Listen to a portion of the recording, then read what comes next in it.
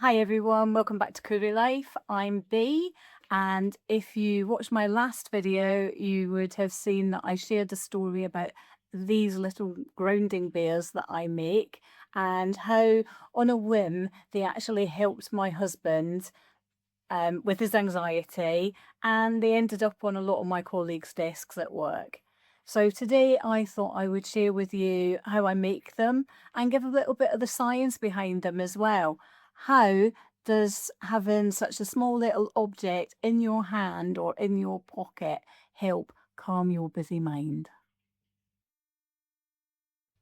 Today I'm using Marble X, which is a type of eco-resin from a company called Mould.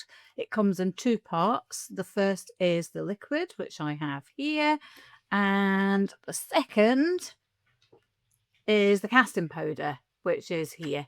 It does come in smaller quantities if you want, but because I use so much, I buy it in the larger ones because it saves money. So that's why I do it. So I've already pre-mixed the sorry, not pre-mixed, I have already pre-measured the powder and the liquid just because it is so large. I like to put it in little separate pots before I mix it because it does set quite quickly. So these are the little molds that I use. They are from Temu. I spoke about them in my last vlog. They were really cheap on Temu. They're 69 pence each or something. And I've got quite a few of those, so sometimes I do make large quantities of them. But for today, I'm going to make two because I'm going to try two different colour sets to see how they work out, because sometimes colours don't go with other colours.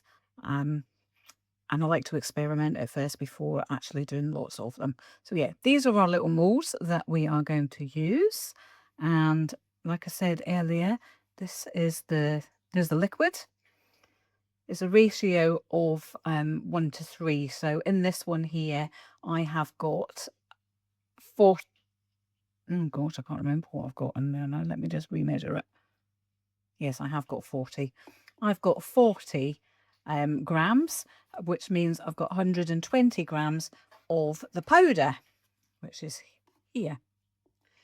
So I just pour the powder in. I can pour it in all at once. And then you just stir it up until it mixes really well and there are no lumps. You don't want any lumps in it at all. With Marble X, it is thinner than a lot of other eco-resins that I use or I have used in the past. A lot of eco-resins go a little bit thicker at the beginning before setting. One of the reasons that I like this one is that it is more liquidy at first, so you have got that little bit longer to play with it. And I think that is that done. Oh no, look, there's a great big massive lump in there. We need to get that out, don't we? We'll keep going till it completely dissolves. I prefer Eco-Resin to normal resin because of my impatience, really, is one of the reasons. This only takes maybe 40 minutes to an hour to cure. Often I leave them longer than that, especially with the little teddy bears, because they've got the ears. Sometimes if you take it out too soon, the ears break. So that's my reason for leaving them a bit longer. Whereas normal resin takes 24 hours to set. I'm really impatient and I tend to go and I try and touch it to see if it's set beforehand and leave little fingerprints in it.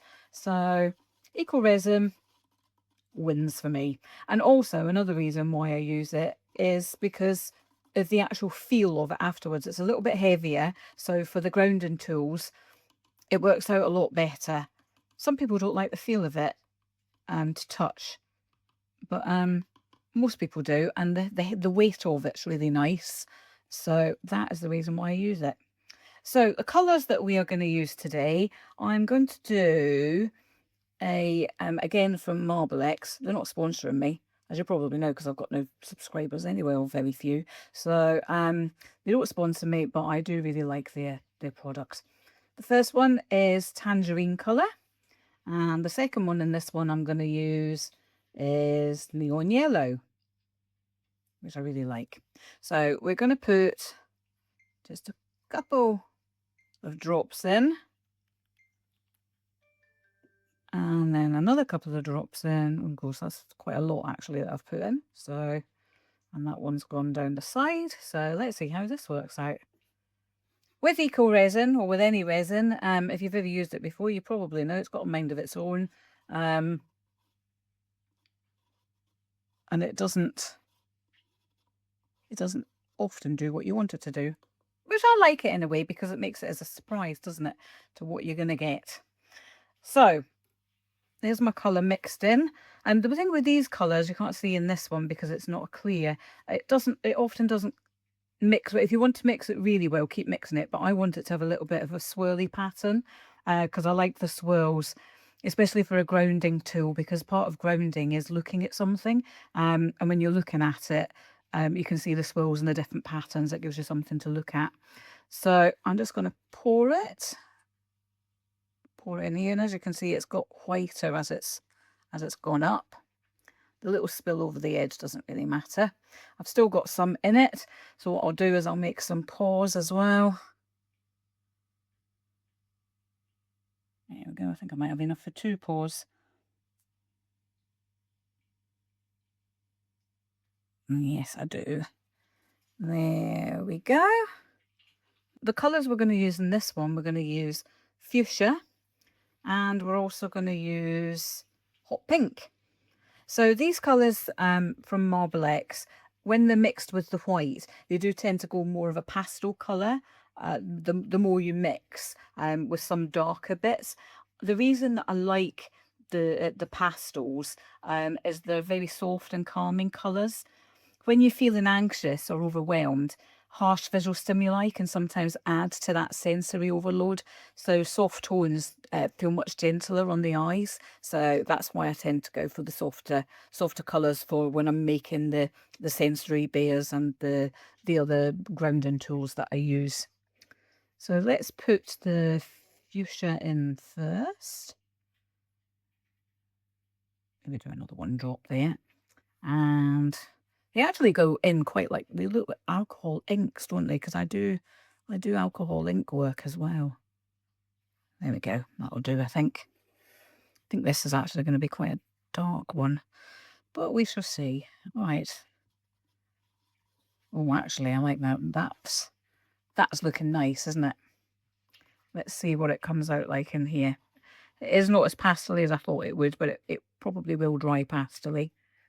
There we go. Try not to overfill him. Put him out the way for now to set. Bring in the pause again. And pour. It has got a little bit thicker as we're speaking because I left that one a little bit longer before I put the colours in.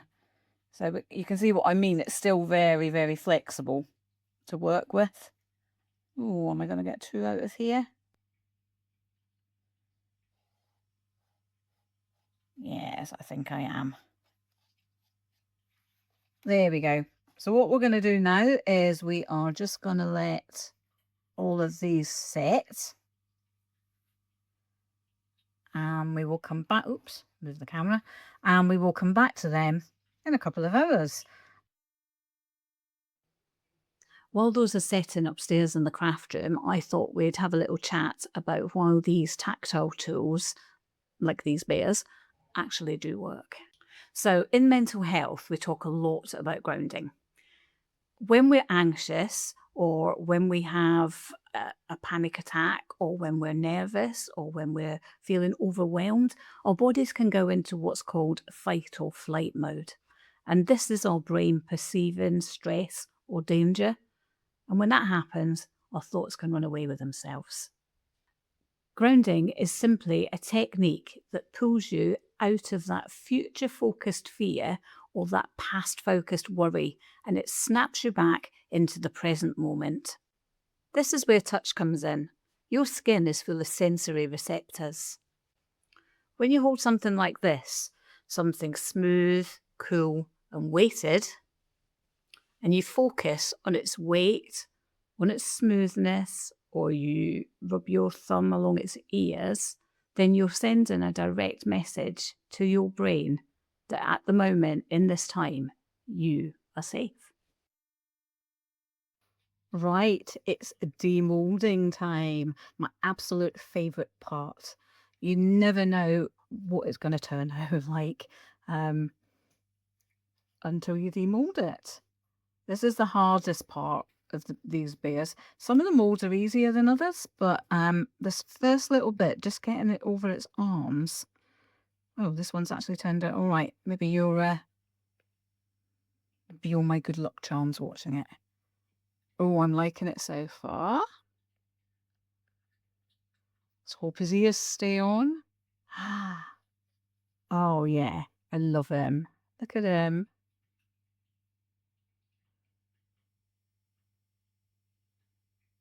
See the little pattern there?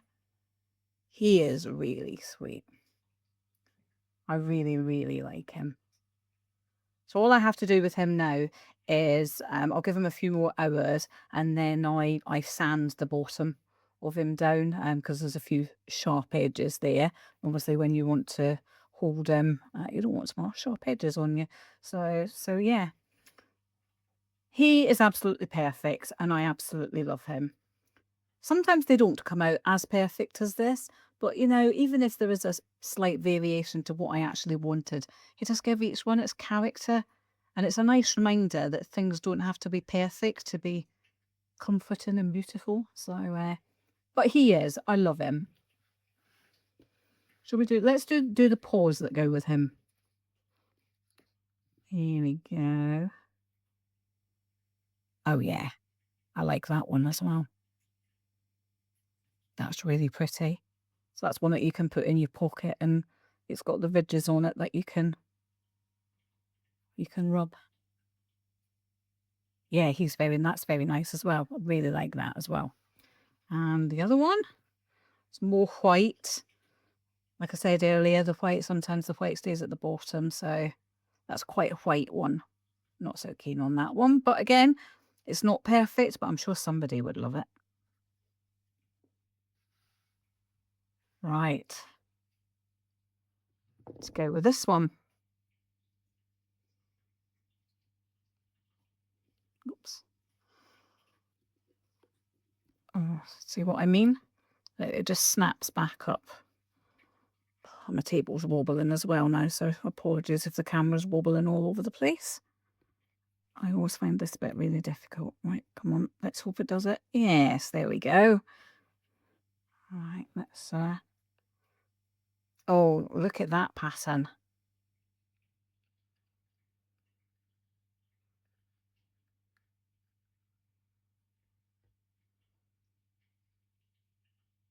What do you think? Not as pastel-y as the others. I really like this bit here.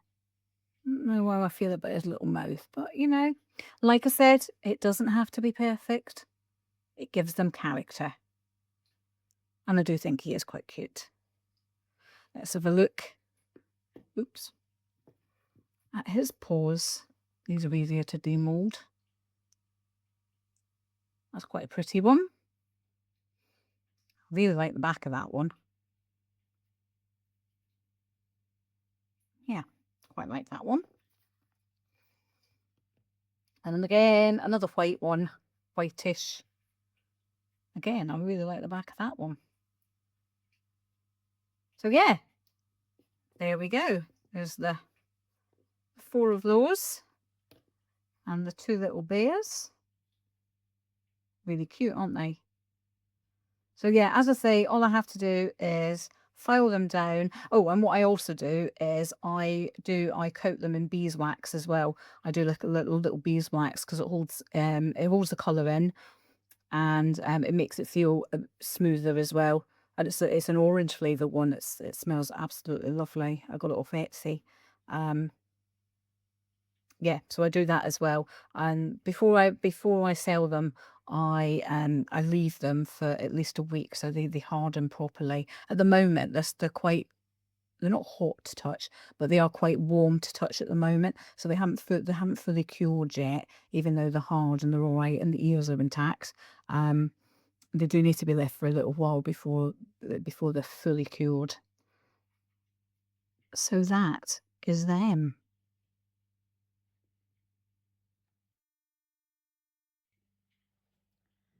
Thank you so much for spending this time with me. If you liked it and you'd like to see more, please hit like and subscribe and become part of our little Coorie family. Until next week, Coorie down and have a good week. We'll see you next time. Bye.